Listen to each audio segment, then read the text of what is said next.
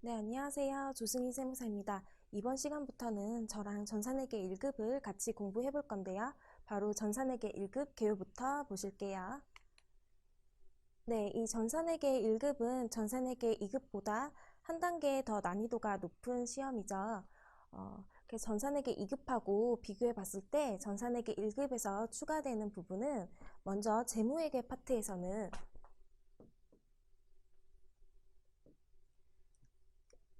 전산회계 2급은 상해사가 나왔어요. 상품을 단순히 사고 파는 상해사가 나왔다면 전산회계 1급에서는 주식회사가 나와요.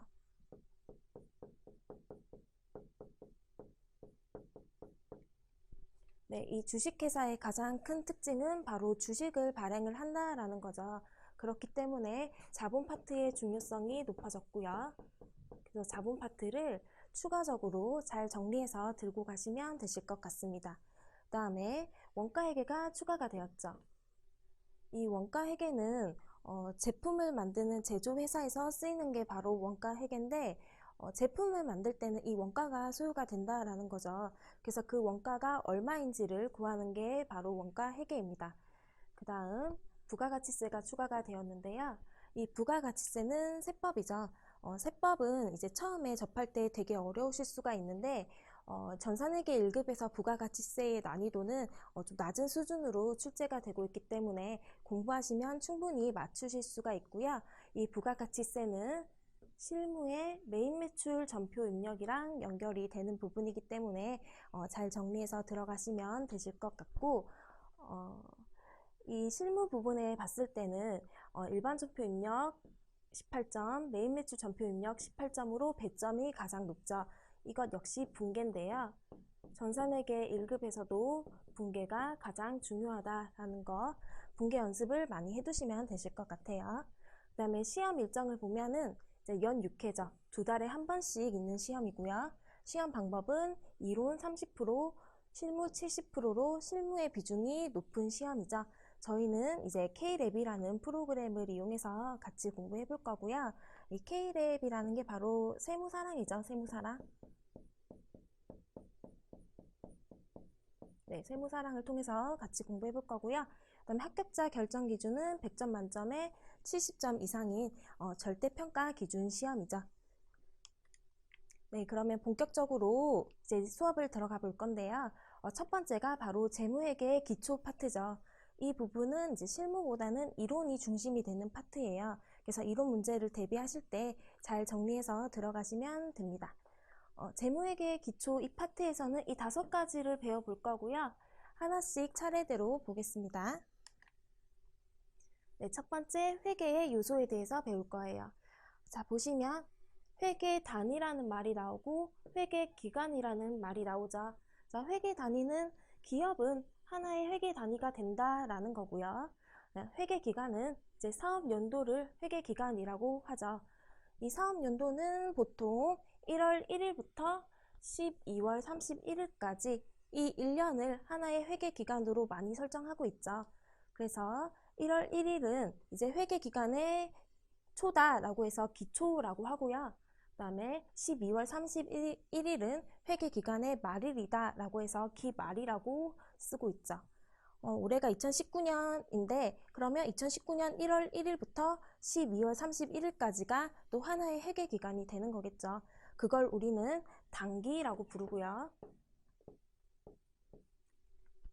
이게 일상적인 용어로는 올해라는 뜻이죠.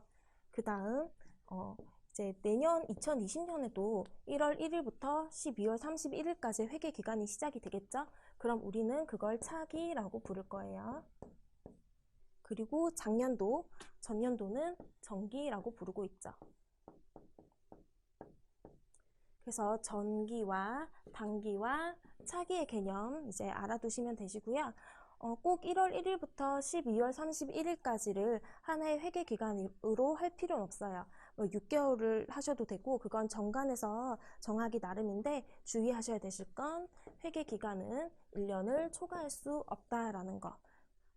이 점만 주의해 주시면 되실 것 같고요. 다음 회계의 의의예요. 자, 회계의 정의가 나와 있는데요. 자, 회계란 어떤 거냐? 정의를 내려보면 유용한 정보를 정보 이용자한테 제공하는 것. 이게 바로 회계라고 합니다.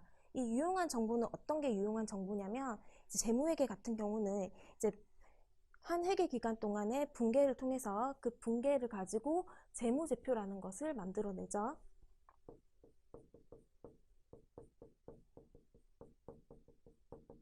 그러면 이 재무제표를 가지고 이 정보 이용자한테 보고를 하면 그 정보 이용자가 이제 거기에 맞는 의사결정을 하겠죠.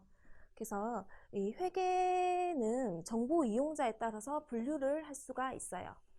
자, 재무회계는 정보 이용자가 투자자나 채권자인 경우인데 투자자는 쉽게 말하면 주주죠, 주주. 채권자는 은행이죠. 그래서 이 유용한 정보인 재무제표를 투자자나 채권자한테 정보를 제공하면 이 투자자나 채권자는 이 재무제표를 보고 의사결정을 하는 거죠. 내가 이 회사에 투자할지 안 할지, 뭐 돈을 얼마를 빌려줄지에 관한 의사결정을 하는 거고요. 이게 바로 재무회계.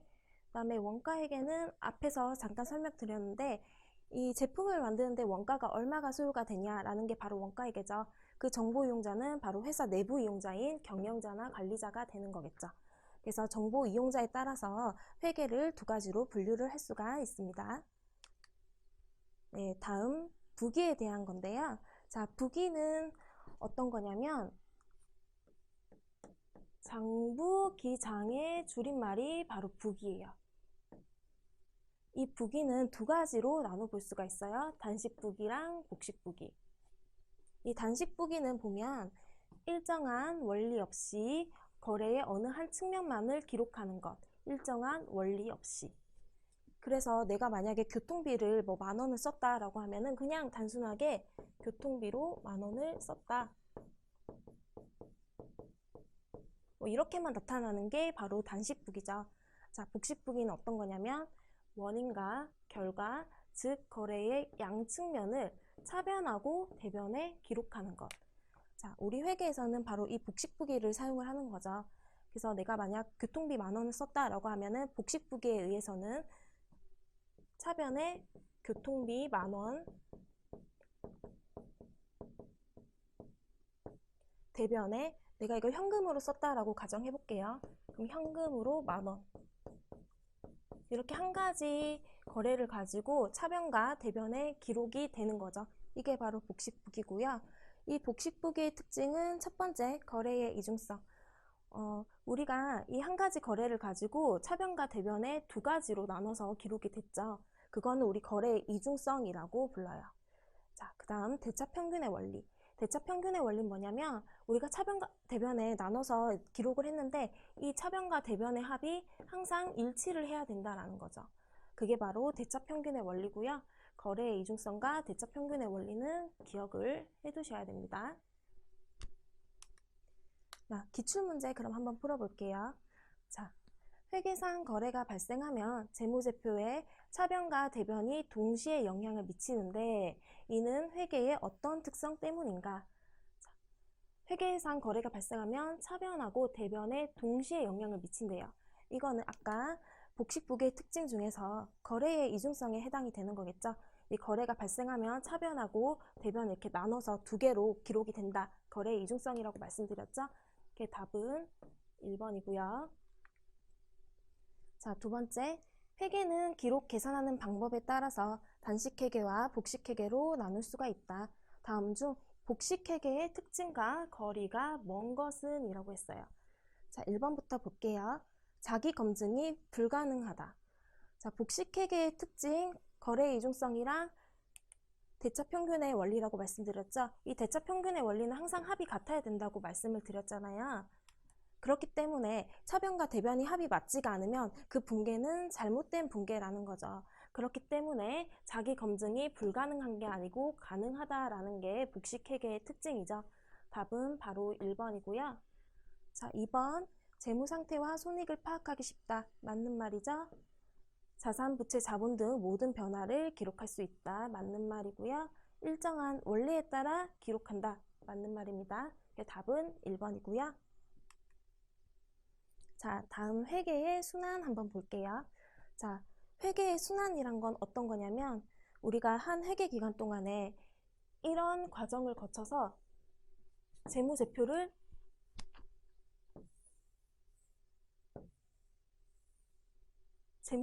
만들어낸다라는 거죠. 이게 이번 회계 기간에도 그렇고요. 다음 회계 기간에도 이런 과정을 통해 가지고 재무제표를 작성을 한다라는 거예요. 그래서 이게 이런 과정이 반복된다라고 해서 회계의 순환이라고 하는 거고요. 첫 번째, 회계상 거래의 인식이죠. 자, 회계상 거래라는 건 어떤 거냐면, 자, 자산, 부채, 자본의 증감을 가져오고 수익, 비용이 발생한다. 그럼 이거는 회계상 거래이고요. 이게 만약에 회계상 거래다라고 인식이 되면 우리는 분개를 해줘야 돼요. 그쵸? 회계상 거래 인식되면 바로 분개하죠. 근데 일상적 거래 중에 단순한 약속이나 주문이다 라고 하면 이거는 자산부채 자본 증감도 가져오지 않고 뭐 수익과 비용이 발생하는 것도 아니에요.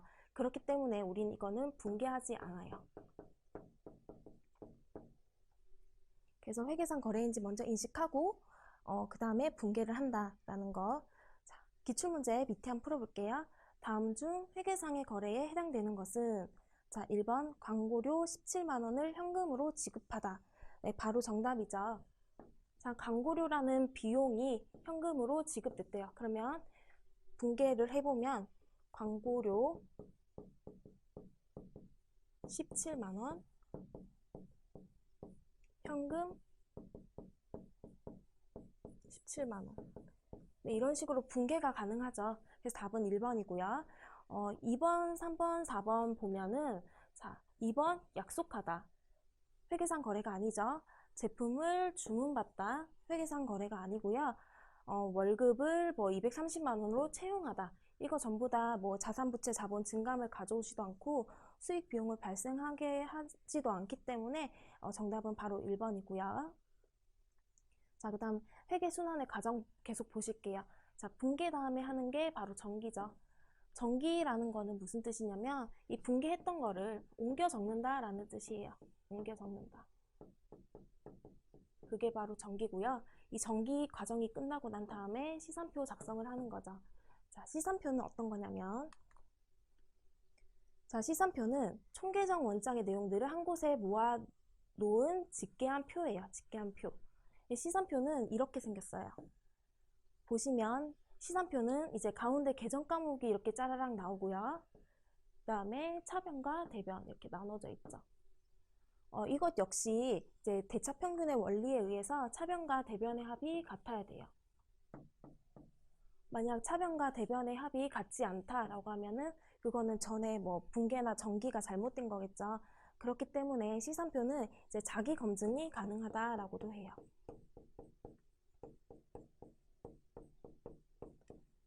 이 자기 검증이 가능한 이유는 바로 이 차변과 대변의 합이 일치하는지 안 하는지를 보고 알 수 있는 거기 때문에 만약에 차변하고 대변의 합이 일치했는데 발견 못한 오류가 있을 수도 있는 거죠. 뭐 예를 들면은 차변하고 대변이 똑같은 금액을 틀렸다라고 하면은 그건 우리 시산표를 보고도 검증을 해낼 수가 없는 거고요. 그다음에 뭐 단순하게 계정 과목이 틀렸다라고 하는 것도 이제 그거는 시산표로도 잡아낼 수 없는 오류가 되는 거겠죠.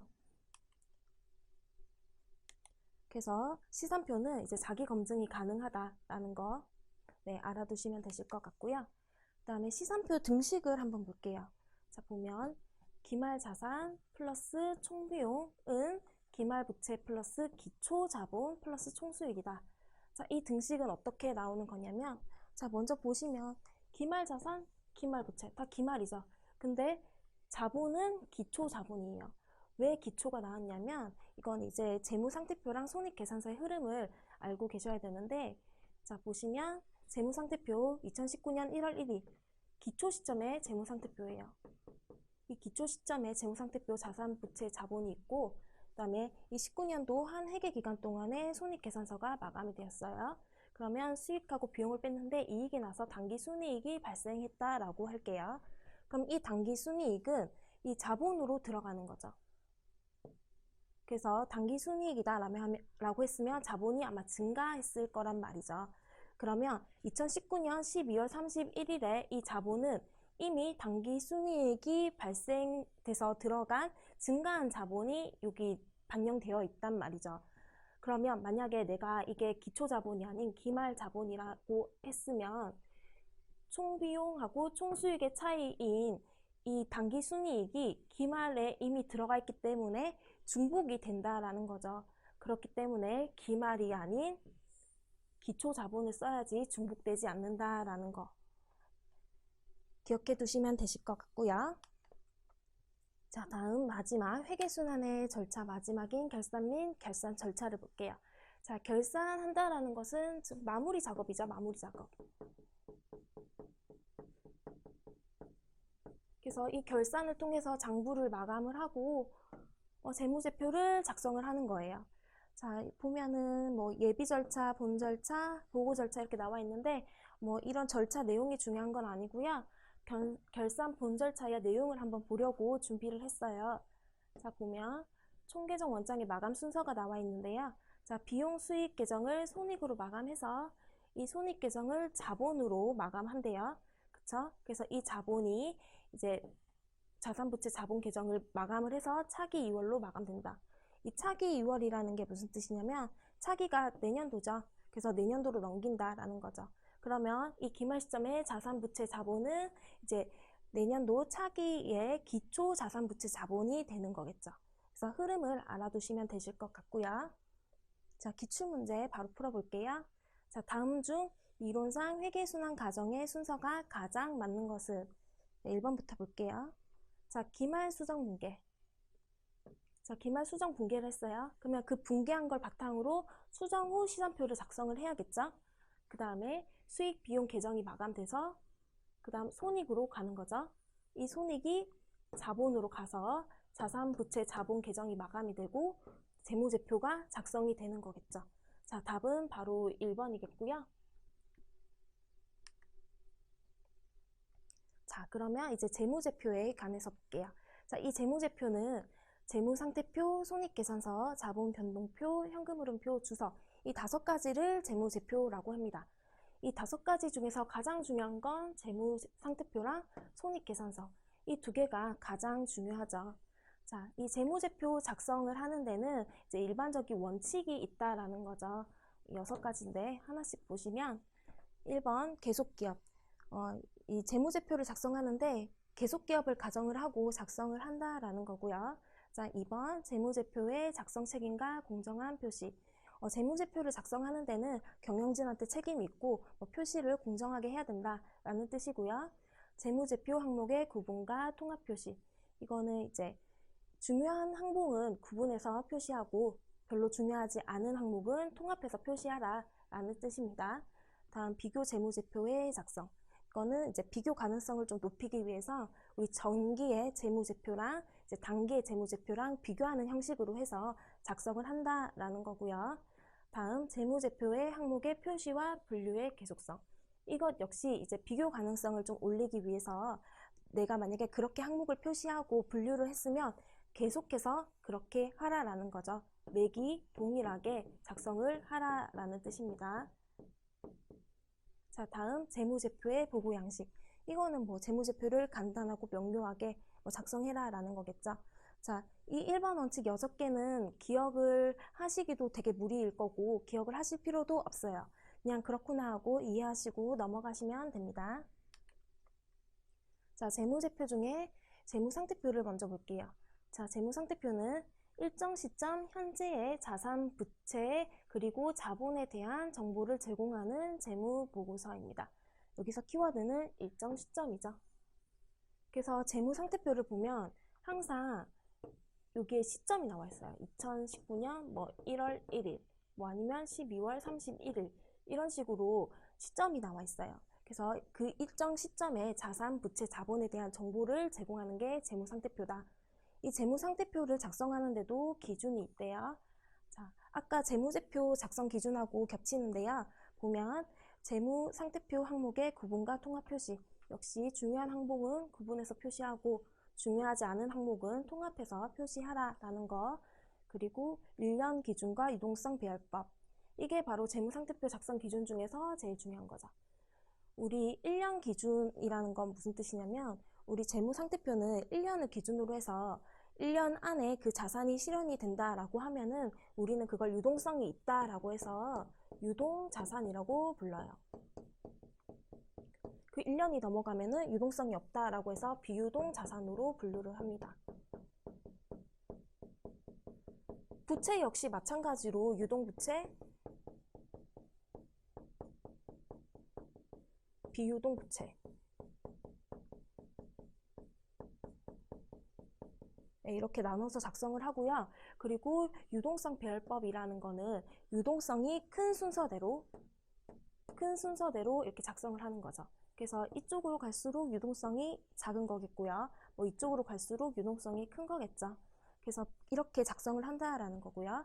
자산과 부채의 총액 표시는 이제 서로 자산하고 부채는 상계하지 않는다라는 거. 그리고 잉여금의 구분은 이거는 자본 파트에서 배우실 건데 이제 잉여금은 자본거래에 의한 잉여금하고 손익거래에 의한 잉여금으로 나눠서 구분이 된다라는 거죠. 재무상태표는 이 정도만 알아두시면 되시고요. 기출문제 한번 풀어볼게요. 자, 다음은 일반 기업회계 기준상 재무상태표의 기본 구조를 설명한 내용이다.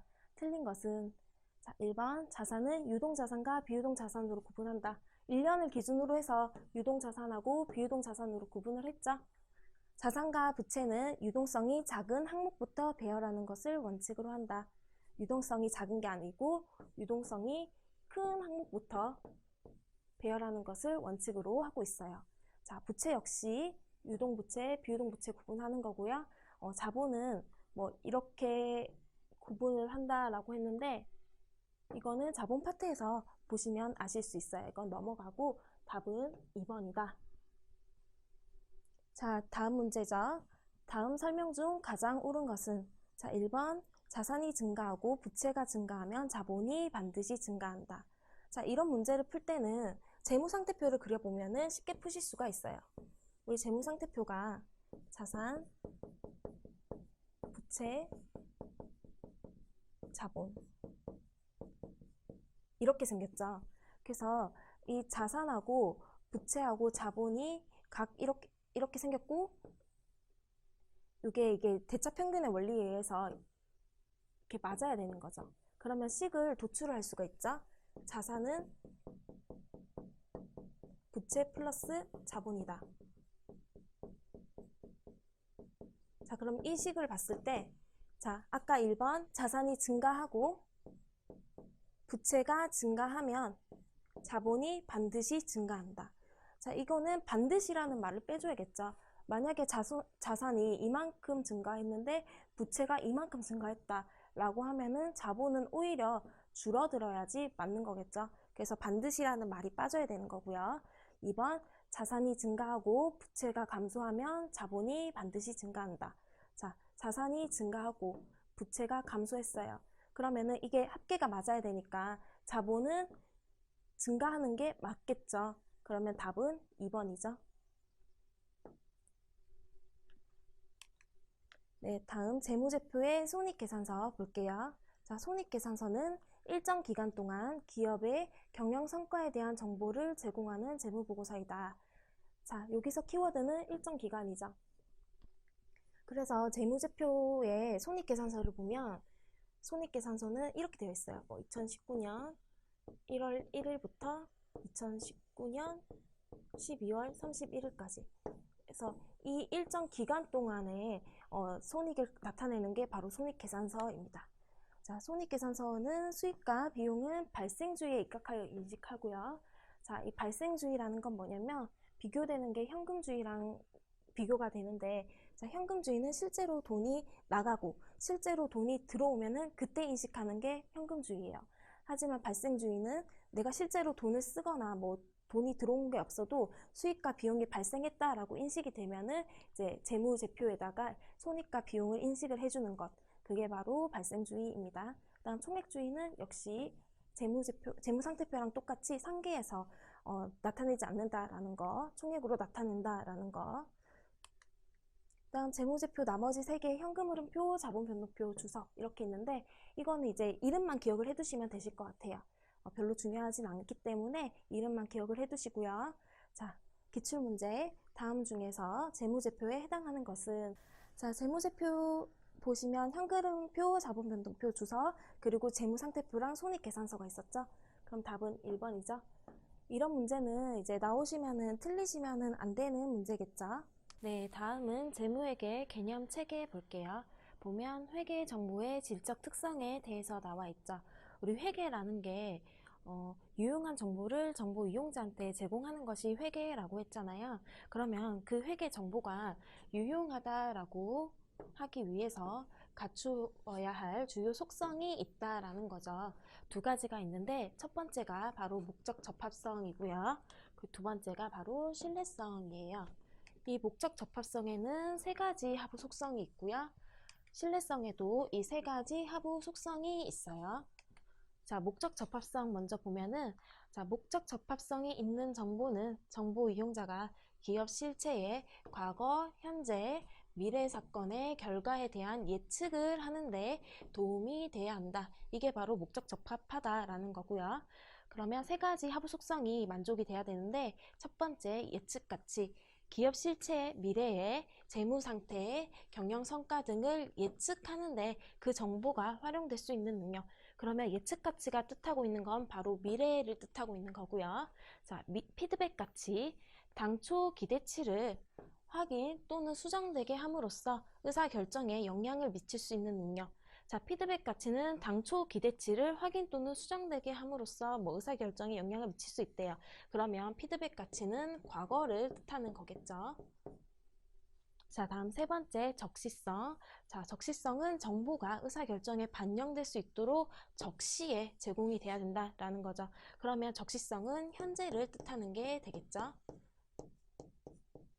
그래서 미래, 과거, 현재 이 세 가지에 대한 결과에 대한 예측을 하는데 도움이 돼야 된다라는 게 바로 목적 적합성이고요. 다음 신뢰성입니다. 자, 신뢰성은 이제 그 회계 정보가 믿을 수 있어야 된다라는 거죠. 세 가지 하부 속성을 보면 첫 번째 표현의 충실성, 재무제표상의 회계 수치가 기업의 자산 부채의 크기를 충실하게 나타내고 자본의 변동을 또 충실하게 나타내고 있어야 한다. 이게 표현의 충실성이고요. 두 번째, 검증 가능성.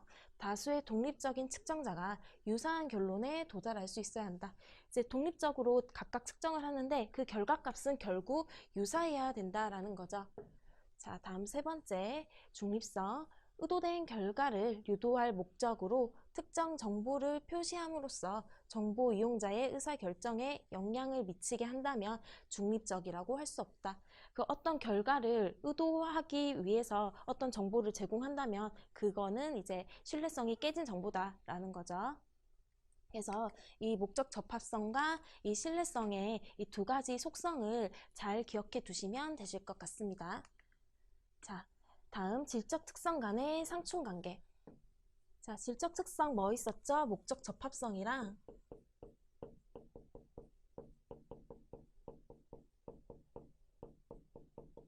성이랑 신뢰성이 있었죠. 이 두 가지 질적 특성이 만족이 돼야지 회계 정보가 유용하다라고 하는 건데 이 두 가지가 상충이 된다라는 거죠. 자, 예를 들면 목적 적합성에 우리 보면은 적시성이라는 게 있었죠. 이 적시성은 특징이 이제 회계 정보가 그 적시에 빨리빨리 제공이 돼야 된다라는 거죠. 그러면 이 신뢰성은 그 회계 정보가 믿을 수 있어야 된다라는 거죠. 그러면 충분히 고려가 돼야 되는데 이 적시성은 그 적시에 맞게 정보가 제공이 돼야 된다라는 거니까 이 두 가지가 상충이 될 수가 있겠죠. 만약 이 두 가지 특성이 상충이 된다라고 하면 그 중요성은 상황에 따라서 판단돼야 된다라는 거고요. 자, 다음 비교 가능성입니다. 이 비교 가능성은 이 목적 적합성하고 신뢰성 이 두 가지 질적 특성이 충족이 된 다음에 이제 충족시켜야 되는 특성인데 보면 이제 기간별 비교가 가능해야 되고 또 기업 실체 간 비교 가능성이 있어야 된다라는 게 비교 가능성이고요. 그다음 회계 정보의 제약 요인. 이 질적 특성이 전부 다 만족돼서 유용하다라고 할지라도 그거에는 이제 제약이 따른다는 거죠. 그래서 첫 번째 보면 비용과 효익의 관계인데 만약 비용이 더 컸다라고 하면은 그 정보가 아무리 유용하다라고 할지라도 재무제표에 반영될 수가 없겠죠. 두 번째, 중요성. 만약에 중요성이 좀 떨어지는 회계 정보라면은 그것도 역시 재무제표에 반영이 될 수 없다라는 거고요. 다음 보수주의예요. 이 보수주의는 이제 개념만 그냥 좀 알아두시면 되는데, 우리 회계는 이제 보수주의에 따라서 회계 처리를 해요. 이 보수주의가 뭐냐면 이제 수익은 작게 인식하고 비용은 크게 인식한다라는 거예요. 그래서 회계는 보수주의에 따라서 회계를 처리를 한다라는 거 개념 정도만 알아두시면 되실 것 같아요. 자, 다음 기출문제 풀어볼게요. 자, 다음 중 재무제표의 질적 특성 중 신뢰성과 가장 관련이 없는 것. 자, 첫 번째, 회계 정보를 생산하는 데 있어서 객관적인 증빙 자료를 사용해야 된다. 객관적인 증빙 자료를 사용해야겠죠. 맞는 말이고요. 자, 동일한 거래에 대해서는 동일한 결과를 예측할 수 있도록 회계 정보를 제공하여야 한다. 자, 이거는 신뢰성의 이 검증 가능성하고 이제 관련되는 설명이겠죠. 자, 다음 3번 유용한 정보를 위해서는 필요한 정보는 재무제표에 충분히 표시가 돼야 된다. 이거는 신뢰성의 표현 충실성이랑 이제 같은 설명이겠죠? 자, 다음 네 번째, 의사결정에 제공된 회계 정보는 기업의 미래에 대한 예측 가치를 높일 수 있어야 된다. 자, 미래에 대한 예측 가치, 이거는 이제 목적 적합성의 예측 가치와 관련된 설명입니다. 답은 그래서 4번이고요. 자, 다음 주식시장에 상장되어 있는 두 회사 중 한 회사에 투자하기 위해서 두 회사의 회계 정보를 비교하고자 하는 경우 회계 정보가 갖추어야 할 속성으로 가장 적합한 것. 자, 바로 답은 비교 가능성이죠. 자, 비교 가능성은 기간별 비교도 가능해야 되고 그 기업 간 비교도 가능해야 된다라고 앞에서 말씀드렸었죠.